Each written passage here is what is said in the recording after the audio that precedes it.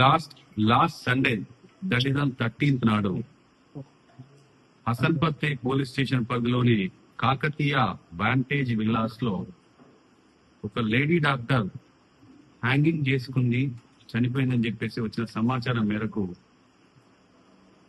హసన్పత్తి police వెళ్లి చూడగా ఇది నిజమే అని తెలిసింది. అప్పటికే ఆ deceased was shifted to NSR hospital. వివరాల్లోకి వెళ్తే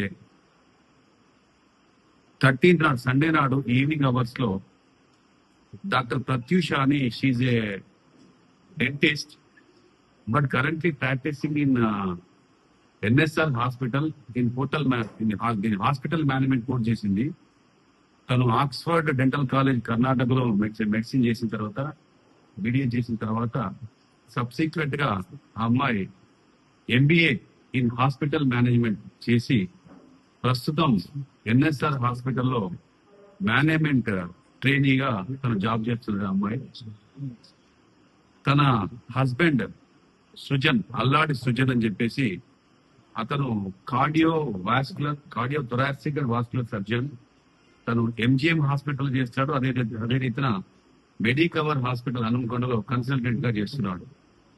వీరిద్దరికి 2017 ఆగస్ట్ నెలలో, అంటే around 8 years, 7 years 11 months back వీళ్ళిద్దరికి అరేంజ్ మ్యారేజ్ జరిగింది. వీరికి ఒక 7 years baby and 7 months baby, ఇద్దరు అమ్మాయిలు ఉన్నారు. వీరు ఈ యొక్క సృజన్ వాళ్ళ పేరెంట్స్ ఉంటారు, మధుసూదన్ అండ్ వాళ్ళ భార్య, ఇద్దరు సత్యవతిని చెప్పేసి ఈ సృజన్ వాళ్ళ పేరెంట్స్ తో పాటుగా డాక్టర్ సృజన్, డాక్టర్ ప్రత్యూష, సృజన్ యొక్క పేరెంట్స్ నలుగురు కలిసి ఇక్కడ వాంటేజ్ విల్లాస్ లో ఉంటున్నారు. అయితే గత కొంతకాలంగా ఈ భార్యాభర్తల మధ్య పరస్పర మనస్పర్ధలు, అనుమానాలు మొదలై కాస్త రోజుకు పెరుగుతున్నాయి. ఈ డిసీజ్ యొక్క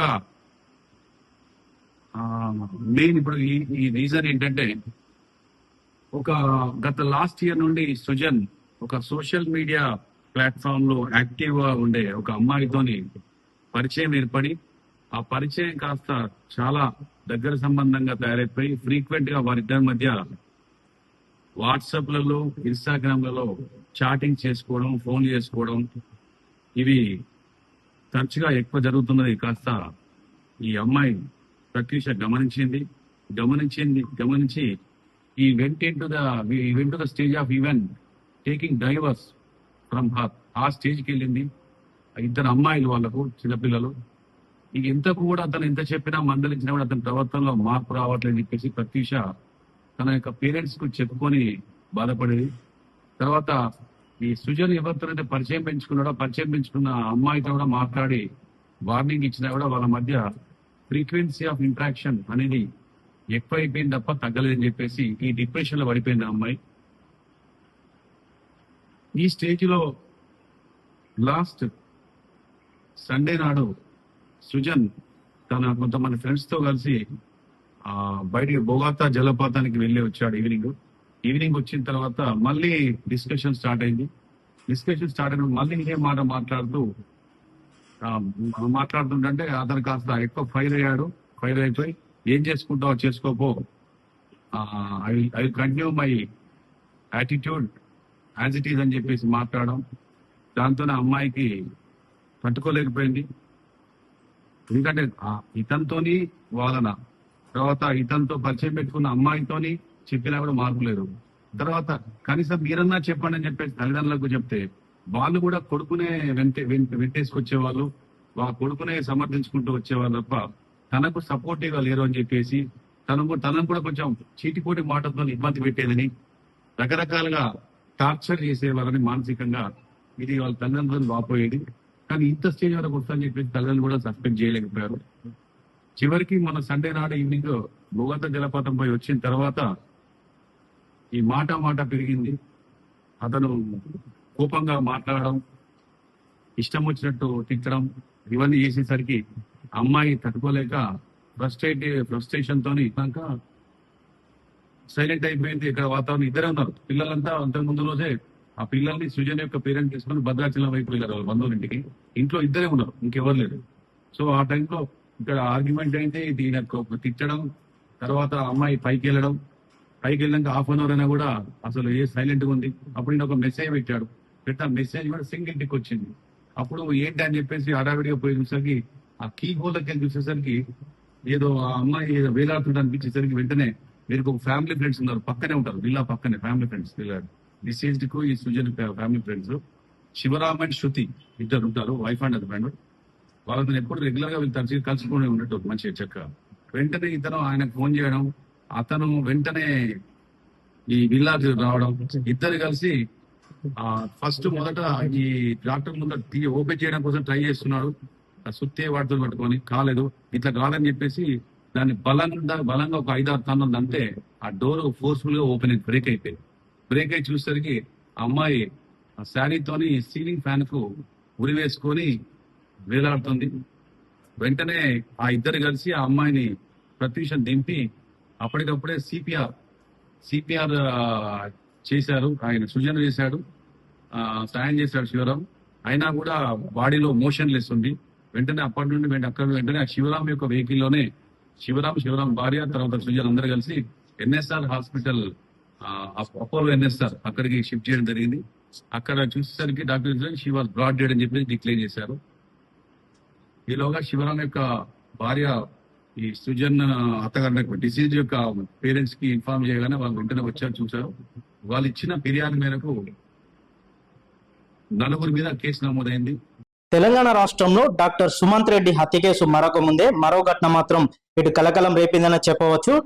డాక్టర్ సృజన్ వైఫ్ ఎవరైతే ఉన్నారో డాక్టర్ ప్రత్యూష, ఆమె ఆత్మహత్య మాత్రం ఇటు ఉమ్మడి వరంగల్ జిల్లాలో కలకలం రేపింది. అయితే డాక్టర్ సృజన్ మాత్రం ఇటు కార్డియాలజిస్ట్ గా పనిచేస్తున్నారు, డాక్టర్ ప్రత్యూష కూడా ఇటు డెంటిస్ట్ గా వర్క్ చేస్తున్నాడు పరిస్థితి. ఈ నేపథ్యంలో డాక్టర్ సృజన్ కు మాత్రం ఇన్స్టాగ్రామ్ ఓ యూత్ తో పరిచయం ఏర్పడింది. అది కాస్త ఇద్దరి మధ్య వివాహేతర సంబంధం కొనసాగుతుండటంతో ఇటు డాక్టర్ సృజన్ భార్య ఎవరైతే ఉన్నారో ప్రత్యూష మాత్రం ఈ ఘటన తెలియడంతో మందలించినటువంటి పరిస్థితి. ఇరువురి మధ్య తరచుగా గొడవలు జరుగుతుండేవి. ఈ ఘటనతో మాత్రం మనస్తాపానికి గురై ఇటు డాక్టర్ ప్రత్యూష మాత్రం ఆత్మహత్య చేసుకున్నటువంటి పరిస్థితి. అయితే దీనిపై మనతో మాట్లాడేందుకు కాజీపేట ఏసీపీ ప్రశాంత్ రెడ్డి గారు ఉన్నారు. మరిన్ని వివరాలు బార్మటల్లో తెలుసుకుందాం. సార్, ఈ అరెస్ట్ కు సంబంధించి ఇటీవల మీరు ఈ రోజు అరెస్ట్ చేసి కోర్టులో ప్రవేశపెట్టడం జరిగింది. అసలు ఎలా జరిగింది, ఘటన గురించి ఏం చెప్తారు? గత ఆదివారం నాడు సాయంత్రం హసన్పర్తి పోలీస్ స్టేషన్ లిమిట్స్ లోని కాకతీయ వ్యాంటేజ్ అనే విల్లా కమ్యూనిటీ ఉంది. ఆ విల్లా కమ్యూనిటీలో డాక్టర్ ప్రత్యూష తన హస్బెండ్ డాక్టర్ సుజన్ వాళ్ళ పిల్లలతోని వాళ్ళ ఇన్లాస్ తోని ఉంటారు.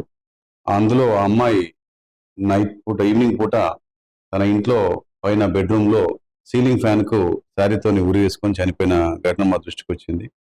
పేరెంట్స్ ఇచ్చిన కంప్లైంట్ మేరకు కేసు నమోదు చేయడం జరిగింది.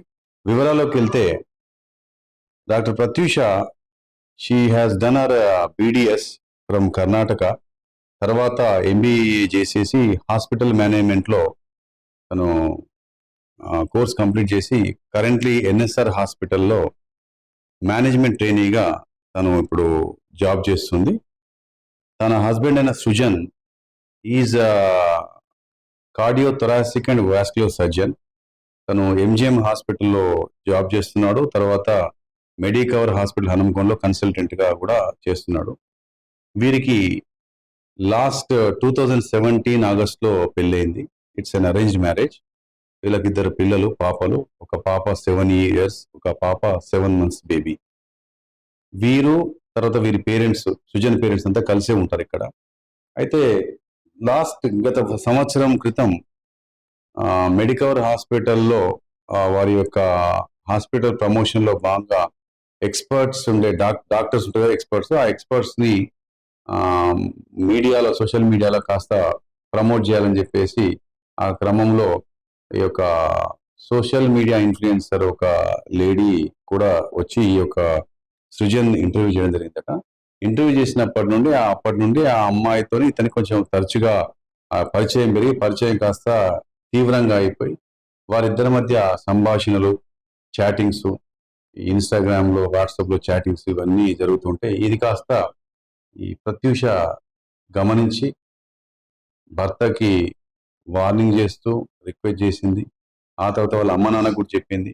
అయినా అతని ప్రవర్తనలో మార్పు లేకుండా అది ఇంకా తీవ్రతరం అవుతున్న క్రమంలో మళ్ళీ అడిగితే కూడా ఈమెను వేధించడం, తర్వాత ఇష్టం లేకపోతే విడాకులు ఇస్తానని చెప్పేసి ఆ స్థాయికి కూడా వెళ్ళడం జరిగింది.